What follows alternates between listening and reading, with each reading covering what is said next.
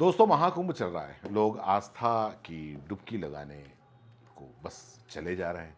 पता नहीं ये मौका फिर मिले न मिले।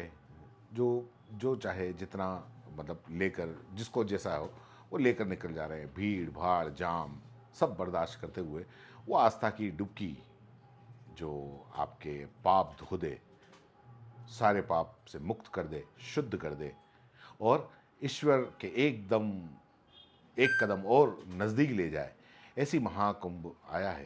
तो लोग वाग चले जा रहे हैं। ऐसे ही एक व्यक्ति दिल्ली में अपने बेटे को फ़ोन मिलाता है इसी महाकुंभ से, लेकिन उसका गला जो है वो रूंधा हुआ है, रुआंसा है और वो कुछ बात नहीं कर पा रहा है, कुछ बोल नहीं पा रहा है और अपने बेटे को फ़ोन लगा के वो रोने लगता है। अपने बाप के रोने की आवाज़ सुनने के बाद में बेटा थोड़ा परेशान हो जाता है, घबराता है, कहता है कि पिताजी क्या हुआ, आप इतने परेशान क्यों हो, और वो भी इतने ज़ोर ज़ोर से रोने लगता है। दरअसल बात ही कुछ ऐसी थी। बात बाप जो अपने बेटे से कहता है कि मैं पिछले 15 घंटे से तुम्हारी माँ की तलाश कर रहा हूँ, लेकिन वो नहीं मिल रही है, अचानक से लापता हो गई है। भीड़ का हिस्सा बन गई, लेकिन कोई जगह नहीं बची जहां मैंने उसको तलाश करने की कोशिश नहीं की। अब बेटा को जैसे ही ये बात सुनता है तो बेटा भी घबराने लगता है, लेकिन अब घबराने से कोई फ़ायदा भी नहीं। वो अपने पिता से कहता है कि पिताजी आप बिल्कुल परेशान मत हो, भगवान पे भरोसा रखो, सब कुछ ठीक हो जाएगा। जैसे ही बेटा तसल्ली देता है उसके बाद में पिता शांत हो जाता है और कहता है कि तुम जो भी प्रयास कर सकते हो वो प्रयास करते रहो। जहाँ जो आसपास में कोई पुलिस थाना है उन लोगों से पूछो कि माँ कहाँ पर है। बेटे ने जैसे ही बाप को तसल्ली दी उसके बाद फिर बेटा अपने छोटे वाले भाई से बातचीत करता है और कहता है कि माँ कहीं महाकुंभ के अंदर गुम हो गई है, मिल नहीं रही है। पापा बहुत ज़्यादा परेशान हैं, हम लोगों को भी कुछ करना चाहिए। इसके बाद दोनों अपने मामा से बात करते हैं। मामा कहते हैं कि जितनी जल्दी हो सके कुंभ चलते हैं, माँ असल में गुम हो गई है। पिताजी बहुत ज़्यादा परेशान हैं, उनका रो रो कर काफ़ी बुरा हाल है और हम लोग मिल के ढूंढते हैं, तलाश करते हैं और वहाँ से दोनों बेटे और मामा माँ अपने साथ में कुंभ पहुँच जाते हैं। माँ को तलाश करना शुरू कर देते हैं। आखिरकार कई घंटों की मशक्क़त के बाद में माँ मिलती ज़रूर है, लेकिन जिस रूप में मिलती है, इस रूप में उन्होंने कभी कल्पना भी नहीं की थी। दरअसल माँ का कत्ल हो चुका था और कत्ल का जो पुलिस ने खुलासा किया, तो एक एक कड़ियाँ जब सब जोड़कर देखा गया तो कातिल का नाम जब सामने आया तो लोगों को काफ़ी आश्चर्य हुआ और सोचने पर मजबूर हो गए कि आखिर ऐसा क्यों किया, क्यों हो गया। तो दोस्तों, ये जो सच्ची घटना है, राष्ट्रीय जो राजधानी है दिल्ली, दिल्ली के तिलोकपुरी की है। दरअसल यहाँ का रहने वाला एक व्यक्ति जिसका नाम होता है अशोक वाल्मीकि, ये एमडीएसी दिल्ली के अंदर सफाई कर्मचारी है। उसकी पत्नी का नाम मीनाक्षी है, जिसकी उम्र लगभग 35 साल है। और मीनाक्षी कई दिनों से लगातार अपने पति से कह रही थी कि देखो कितने सारे लोग महाकुंभ में स्नान करने के लिए जा रहे हैं, लेकिन तुम हो कि नहीं ले जाते, क्या हम दोनों चल नहीं सकते। जब पत्नी अपने पति से बार बार ये बात कहती है तो आखिरकार पति ने कुछ छुट्टियों की व्यवस्था की।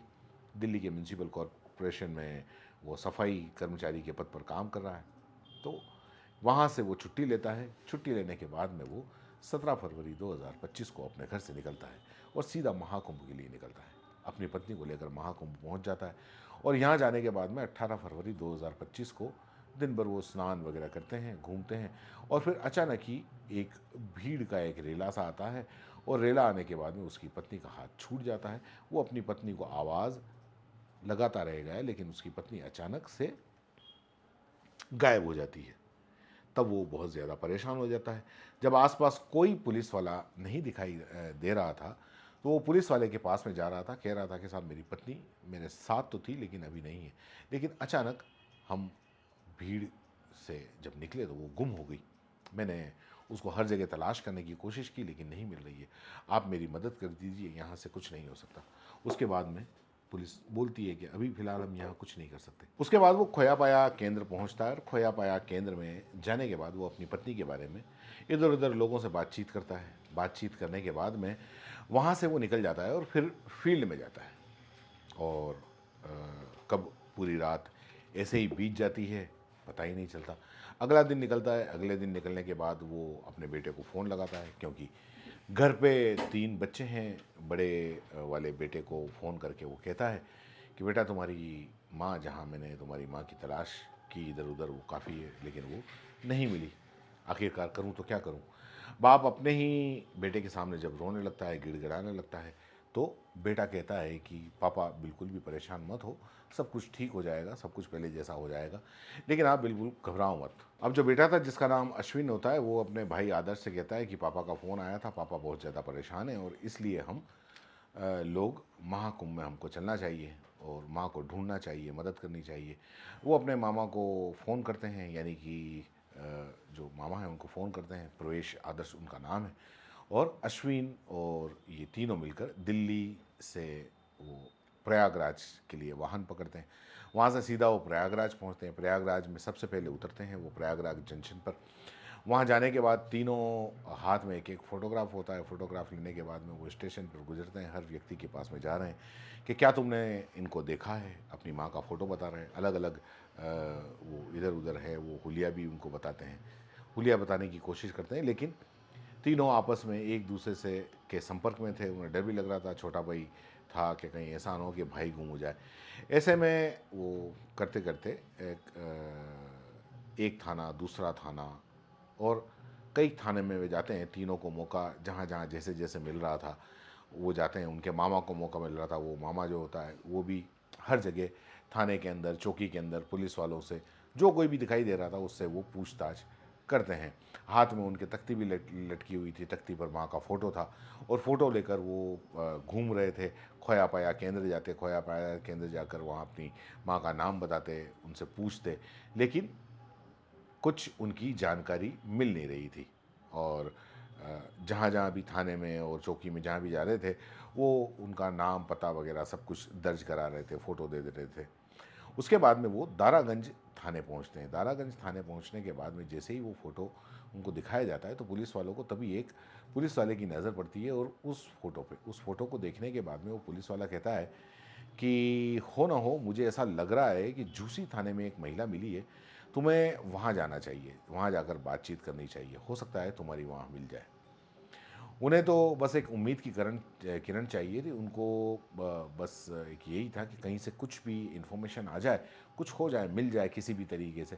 तो वो सीधे झूसी थाने में पहुंचते हैं। वहाँ जाकर एक जो एसएचओ है, एसएचओ का इंतज़ार कर रहे थे। एसएचओ उपेंद्र प्रताप सिंह के वहाँ जाने के बाद में वो उनके पास में जाते हैं और अपनी पूरी कहानी बताते हैं कि हमारी माँ है मीनाक्षी, जो है मीनाक्षी दिल्ली में रहती है, और पिता के साथ में आई थी स्नान करने के लिए, लेकिन अचानक से लापता हो गई है, भीड़ का हिस्सा बन जाती है। हमारी माँ को ढूंढ दीजिए, तलाश कर दीजिए। जैसे ही सब इंस्पेक्टर, जो इंस्पेक्टर होते हैं उपेंद्र प्रताप, वो उस महिला का फ़ोटो देखते हैं, वो देखते ही रह जाते हैं। दरअसल उनकी नज़र एक सीन, एक कहानी जो उनकी नज़र के अंदर चल रही थी, वो कहानी कुछ इस तरह होती है कि 19 फरवरी 2025 को सुबह लगभग 6:30 बजे के आसपास एक वाक़या था। झूसी नगर थाना क्षेत्र का एक इलाका था, आज़ाद नगर, और आज़ाद नगर के पास ही एक बस्ती थी, केवट बस्ती, और केवट बस्ती में एक लॉज था। दरअसल सुबह 6:30 बजे के आसपास का वक्त था। मोहन नाम का एक किराएदार होता है, उसको टॉयलेट में जाना था, बाथरूम में जाना था। जैसे ही वो बाथरूम में जाता है, तो सुबह 6:30 बजे के आसपास 19 फरवरी को उसने अपनी आंखों से देखा कि एक महिला है, जिसकी उम्र लगभग 35 साल के आसपास रही होगी। वो महिला खून से बुरी तरह लथपथ, खून में नहाई हुई है, और जो है हर जगह ब्लड फैला हुआ है और खून फैला हुआ है। तो वो खून को देखने के बाद में जो मोहन है, जो ज़ोर ज़ोर से चीखता चिल्लाता है। उस चीख की आवाज़ उस मकान के अंदर के जो 2 किराएदार हैं उन तक भी पहुंचती है, और उसके अंदर एक पुलिस वाला है। तीनों दौड़कर जब मौके पर पहुंचते हैं, तो वहां पर देखते हैं कि महिला खून से लथपथ पड़ी हुई है, और दरअसल देखने में से ही लग रहा था कि इस महिला की किसी ने हत्या कर दी है। जो हत्या है वो किसी धारदार हथियार से की है, लेकिन उसको पहचानने की बाद में तमाम कोशिशें की जाती हैं और पहचान उसकी हो नहीं पाती है। पुलिस वालों को भी उसकी लाश को कब्जे में लेना था, पोस्टमार्टम करवाना था, तो वो कब्जे में लेके और पोस्टमार्टम करवा देते हैं। पोस्टमार्टम की रिपोर्ट से पता चलता है कि किसी धारदार हथियार से बार बार इस पर वार किए गए हैं और उसको मौत के घाट उतार दिया गया है। अब कौन है कातिल और महिला कौन है, कहाँ से आई है, इस बारे में पुलिस तलाश कर रही थी। उस महिला को 72 घंटे के लिए एक जगह रख दिया जाता है। जैसे ही हर मामले में, गुमशुदगी वाले मामले में ऐसा होता है, 72 घंटे तक जो अनजान लाशें होती हैं वो रखी जाती हैं, जिनका कोई पहचान नहीं हो पाता, और उसके बाद में परिवार वालों या रिश्तेदारों में से अगर 72 घंटे तक उनका इंतज़ार किया जाता है, और उसके बाद में पुलिस प्रशासन या किसी सामाजिक संस्था की मदद से या फिर अपने आप से अंतिम संस्कार करवा दिया जाता है। अभी 72 घंटे का समय हुआ नहीं था और ये बात 20 फरवरी से ये ढूंढ रहे थे। 21 फरवरी को ये एसएचओ के सामने पहुंच जाते हैं और फिर एसएचओ वो कहते हैं कि आप एक काम करो, आपको पोस्टमार्टम हाउस जाना चाहिए।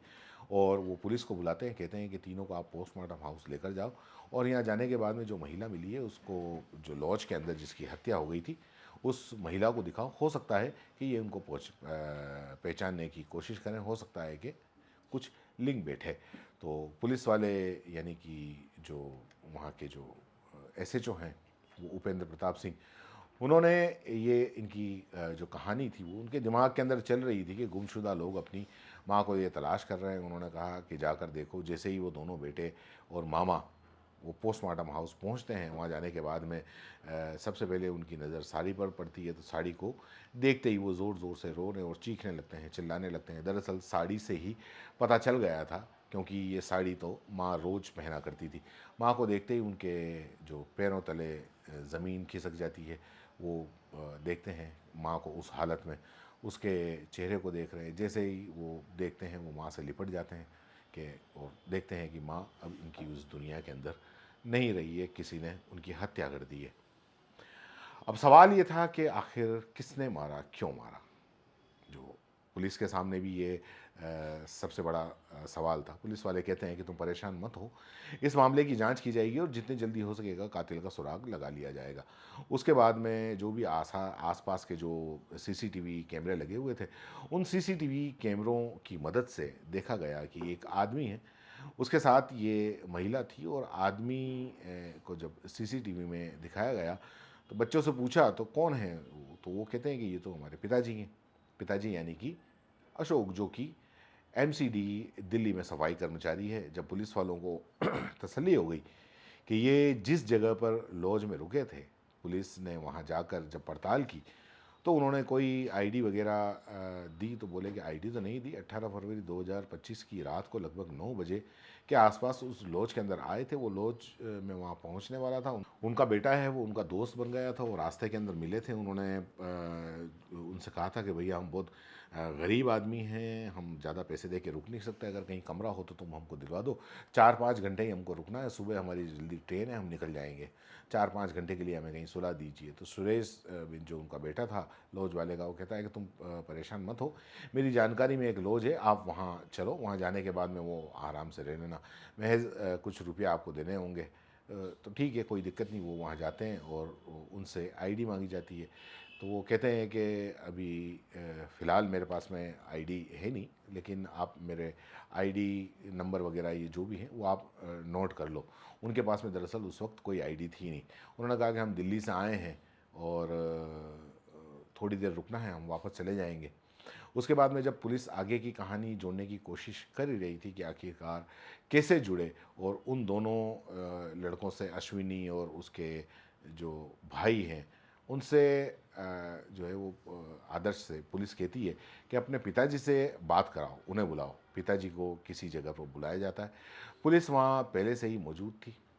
जैसे ही यानी अशोक आता है तो उसको पुलिस उनके पिता को अपनी गिरफ्त के अंदर ले लेती है। उससे पूछताछ करते हैं, कहते हैं कि तुम उस होटल के अंदर आए थे, रुके भी थे, तुमने आईडी क्यों नहीं दी और अपनी पत्नी का कत्ल क्यों किया, बस ये और बता दो। जैसे ही पुलिस अपनी बात कहती है तो शुरुआत में तो वो बातें, जो अक्सर क्रिमिनल होते हैं वो इधर उधर की बात करते हैं, लेकिन बाद में पुलिस जब सख्ती से पूछा तो सख्ती के आगे सब कुछ टूट जाता है। और फिर उसने सब कुछ बता दिया कि रात को 1 बजे के बाद की बात है। बाथरूम जाती है पत्नी और उसने अपनी पत्नी को मौका देखते ही चाकुओं से गोद कर उसकी हत्या कर दी। और हत्या कर दी, लेकिन आखिर हत्या क्यों की, ये भी एक बड़ा सवाल था। तो इसके पीछे क्या कारण था, तो वो बताता है कि अशोक का दिल्ली में किसी महिला से अवैध संबंध था, और इस बात की जानकारी मीनाक्षी को हो जाती है, और मीनाक्षी इस बात का विरोध कर रही थी, और इसी बात को देखते हुए घर में किसी न किसी बात पर कलेश होता ही रहता था। और ये जो पति है, इन दोनों पति पत्नी में अक्सर रोज़ लड़ाई होती थी, लड़ाई झगड़े होते थे। और वो एक पत्नी कहती थी कि तुम उस महिला से बिल्कुल भी नहीं मिलोगे, लेकिन पति ने जिद पकड़ ली थी कि मैं उस महिला से हर हाल में मिलूंगा। और जब उसकी पत्नी ने रोकना टोकना शुरू किया, तब उसने सोचा कि क्यों ना अपनी पत्नी को ही रास्ते से हटा दिया जाए। उधर पत्नी जिद कर रही थी कि महाकुंभ में जाना है, स्नान करना है, सब जा रहे हैं तो हम क्यों नहीं जा रहे हैं। तो पत्नी को स्नान कराने के बहाने वो लेकर आता है और सोशल मीडिया पर एक वीडियो भी अपलोड करता है कि दिखाने के लिए कि हम यहाँ हमारे रिश्ते काफ़ी अच्छे हैं, ठीक ठाक चल रहे हैं। और वहीं से कहीं निकल रहा होता है और सीसीटीवी के अंदर वो कैद भी हो जाता है, और उसने अपनी पत्नी का हाथ भी पकड़ा हुआ है। कोई जिद नहीं थी, आराम से चल रहे थे बड़े अच्छे से। उसकी पत्नी को एहसास भी नहीं था कि ये कुंभ का जो स्नान है उसकी ज़िंदगी का ये आखिरी स्नान होगा, और वहाँ जो उसका पति है वो उसको उसके मौत के घाट उतार देगा। लेकिन ये जो ये कहानी जो है वो उसका जो थी वो पूरी की पूरी झूठी थी वहाँ ले जाने की। उसकी चालाकी थी, उसने जिस तरीके से बच्चों को भी बताया कि तुम्हारी माँ कुंभ में गायब हो गई, रो रो कर उसने एक नई कहानी गढ़ी थी, और बच्चों के सामने वो पूरी की पूरी कहानी गढ़ी गई थी। लेकिन पुलिस के सामने ये कहानी ज़्यादा देर टिक नहीं पाई, और पुलिस ने उस आरोपी यानी कि अशोक को गिरफ्तार कर लिया, और गिरफ्तार करने के बाद में उसको जेल भेज दिया। उत्तर प्रदेश के जिला बुलंदशहर में एक जगह है, और वहाँ की वो महिला रहने वाली है। परिवार वालों को जब इस बात की भनक का पता चलता है तो परिवार वालों का रो रो कर बुरा हाल हो जाता है, हैरान परेशान रो कर वो।